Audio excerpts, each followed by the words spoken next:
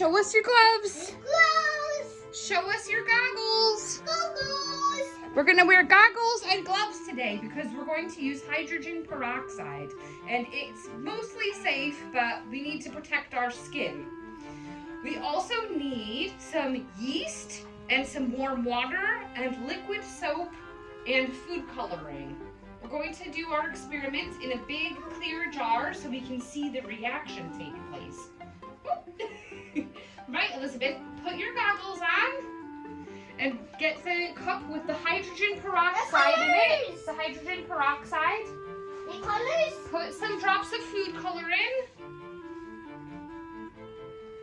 Ooh, that's a nice color. Put the lid on.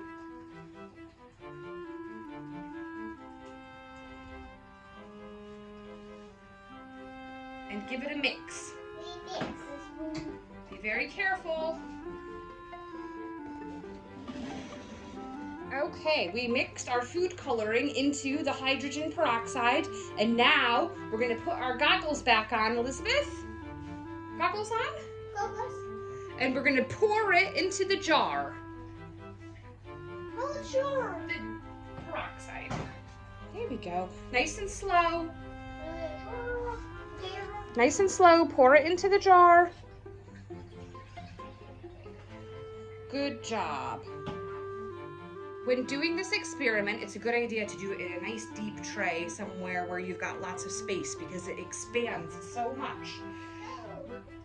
Now it's time to pour our warm water into our dry yeast. With me, please. Go ahead, pour it in.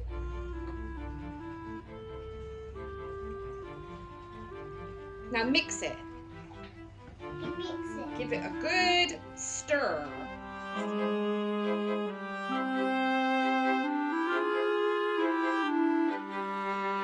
Okay, when your yeast is all mixed, it'll be time to put some soap into the peroxide. We're gonna do a couple of pumps of soap. Pump.